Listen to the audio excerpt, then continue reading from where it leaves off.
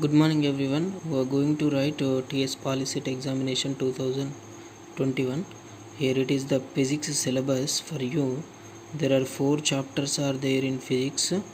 First one is reflection of light at curved surfaces, refraction of light at curved surfaces, and third one human eye and colorful world. Fourth one electric current. Okay, so మొత్తం మనకు 4 topics ఉంటాయి. ఈ 4 topics నుంచి మనకు దాదాపు 30 marks వస్తాయి. So 30 marks అంటే each topic contains 7 to 8 questions will be there in the exam. Okay, so మనకు 10th క్లాస్లో ఉన్నటువంటి ఫస్ట్ చాప్టరు, అట్లాగే second chapter, third electric current అనేది మనకు 11th చాప్టర్ ఏమో ఉంటుంది, right. So there are 4 chapters are there, right. So first chapter reflection of light at curved సర్ఫేసెస్కి సంబంధించి టీఎస్ పాలిసెట్ 2020లో అంటే 2020లో మనకు 2 బిట్స్ రావడం జరిగింది. ఒకసారి వాటిని చూద్దాం, రైట్.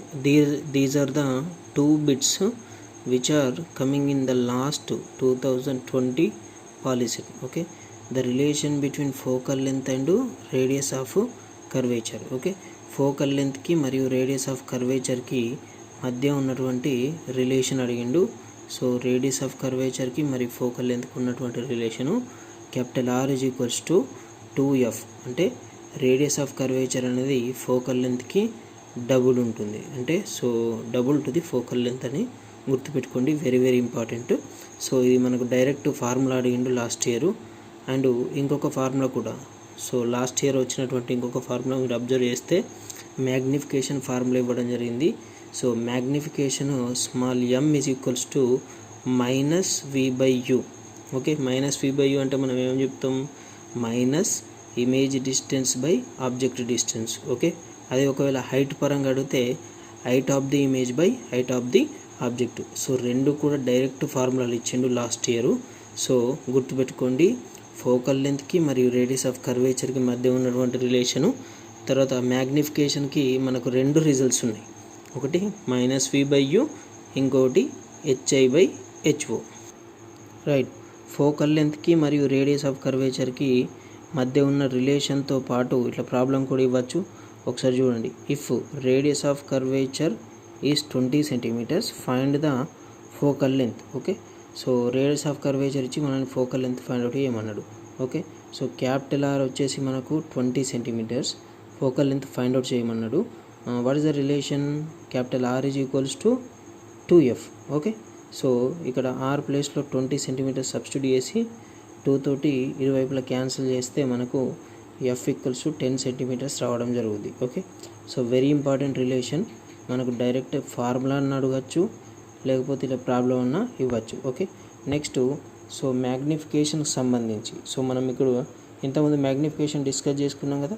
సో ఆ మ్యాగ్నిఫికేషన్ అనేది ఇఫ్ >1 అయితే, ఓకే, సో మనం మ్యాగ్నిఫికేషన్ కనుక్కున్నప్పుడు దాని యొక్క వాల్యూ ఒకవేళ >1 వస్తే మనము ఇమేజ్ అనేది మనకి ఎన్లార్జ్డ్ వస్తుంది, అంటే బిగ్ సైజ్ ఉన్నటువంటి ఇమేజ్ రావడం జరుగుద్ది.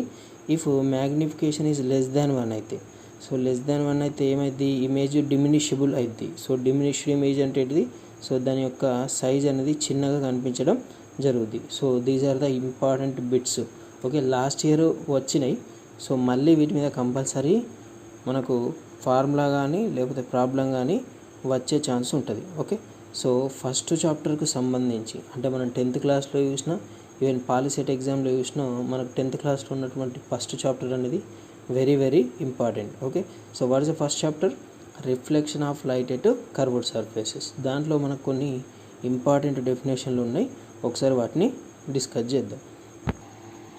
So refraction of light at curved సర్ఫేసెస్లో మనకు 2 టైప్స్ ఆఫ్ స్పెరికల్ మిర్రర్స్ ఉంటాయి. సో స్పెరికల్ మిర్రర్ అంటే డెఫినేషన్ ఏంది, so if the reflecting surface is curved అంటే ఇట్లా ఎట్లా ఉండాలి, దాని యొక్క సర్ఫేస్ అనేది కర్వ్డ్గా ఉండాలి. కర్వ్డ్ అంటే స్పెరికల్గా ఉంటే సో వాటిని మనం స్పెరికల్ మిర్రర్స్ అంటాం. Spherical mirrors are 2 types. First one is concave mirror and second one is convex mirror. Okay, so ఒకసారి కాన్వెక్స్ మిర్రర్ చూద్దాం, right. concave mirror, right.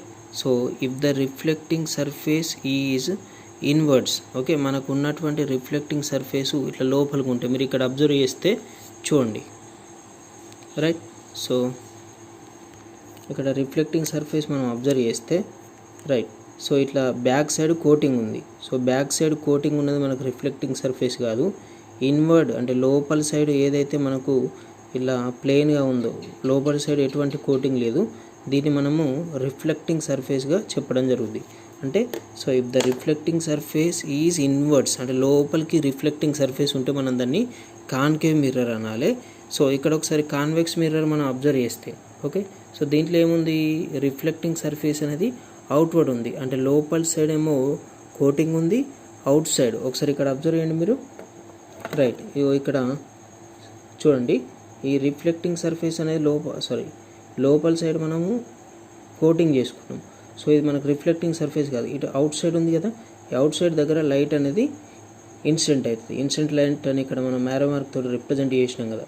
So this is the outward surface. Reflecting surface అనేది out side ఉంటే మనము convex mirror అనాలి, right.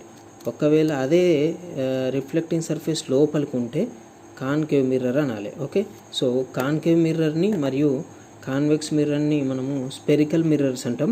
So spherical మిర్రర్స్ని చాలా అప్లికేషన్స్లో use చేస్తాం. So those are very very important, right. ఇక్కడ ఉండి, సో ఈ కాన్కేవ్ మిర్రర్లు అంటే ఈ స్పెరికల్ సర్ఫేస్ ఉంది కదా, దీనికి మిడ్ పాయింట్గా అంటే geometric centre of the spherical mirror is called pole. ఒకసారి మళ్ళీ చెప్తున్నా వినండి కేర్ఫుల్గా, geometric centre of the spherical mirror is called pole. Very very important definition. So మనం డిస్టెన్సెస్ అన్నీ కూడా పోల్ నుంచే కొలుస్తాం, మంచిగా గుర్తుపెట్టుకోండి. All the distances are measured from the pole only. Okay, so next the centre of the spherical mirror. ఇక్కడ దీన్ని మనం ఎక్స్టెండ్ చేస్తే ఇట్లా చుట్టూ గీస్తే it appears to be circle. Okay, the centre of the spherical mirror is called centre of curvature. I repeat once again, the center of the spherical mirror is called center of curvature. Okay, the line which is passing through the center of curvature and pole ni మరియు centre of కర్వేచర్ని కలుపుతూ గీసినటువంటి రేఖను మనము ఏమంటామంటే principal axis అంటాం. Okay, the axis which is passing along the centre of curvature and pole of the mirror. Pole of the మిర్రర్కి మరియు సెంటర్ ఆఫ్ కర్వేచర్కి దీన్ని కలుపుతూ గీసినటువంటి యాక్సిస్ని అక్షాన్ని మనము ప్రిన్సిపల్ యాక్సిస్ అంటాం. Okay, right. సో నెక్స్ట్ ఇక్కడ నుంచి ఇప్పుడు మనకి ఇన్సిడెంట్ లైట్ వస్తుంది కదా. సో ఇన్సిడెంట్ లైట్ అనేది ప్రిన్సిపల్ యాక్సిస్కు ప్యారలల్గా ఉండాలి. ఓకేనా, the rays which are coming, so which are parallel to the principal axis incident on the concave mirror after reflection they will pass through the particular point is called here focus. Okay, ఒక principal యాక్సిస్కి ప్యారలల్గా ఉంటూ so అది reflect అయిన తర్వాత ఎట్లా వెళ్ళాలి, focus గుండా వెళ్ళాలి. ఇట్లా ఫోకస్ గుండా వెళ్తే సో ఇది ఏదైతే ఇక్కడ పాయింట్ ఉందో దాన్ని మనము ఫోకస్గా చెప్తాం. Okay, the rays which are parallel to the principal axis and after reflection they will pass to the particular point is called here focus. Okay, basically it is represented by capital F. Okay, right. So అట్లా capital F గుండా వెళ్తుంది. Okay, reflection తర్వాత అది ఖచ్చితంగా particular point నుంచి పోవాలి. ఆ particular పాయింట్ని మనము ఫోకస్గా రిప్రజెంట్ చేస్తాం. That is represented by capital F. Okay, so ఫోకస్కి ఉన్నటువంటి ఇంకొక పేరు ప్రిన్సిపల్ ఫోకస్. ఓకే, సో మనకు వచ్చినటువంటి ఏదైతే రిఫ్లెక్టింగ్ రే ఉందో అది ప్రిన్సిపల్ యాక్సిస్ను టచ్ చేస్తూ పోతుంది కాబట్టి ప్రిన్సిపల్ ఫోకస్గా చెప్పడం జరుగుతుంది. Okay, so another definition important here, focal length. Okay, so next definition ఏముంది ఇక్కడ మనకు, focal length, right. So the distance between pole to focus. Okay, so ఈ రెండింటికి మధ్య ఉన్నటువంటి డిస్టెన్స్ ఏంటిది ఒకసారి చెప్పండి, the distance between pole to focus. ఈ రెండు పాయింట్ల మధ్య ఉన్నటువంటి డిస్టెన్స్ని మనము ఫోకల్ లెంత్ అంటాం. Okay, right. So focal length is represented by small f. And again another definition here, radius of curvature.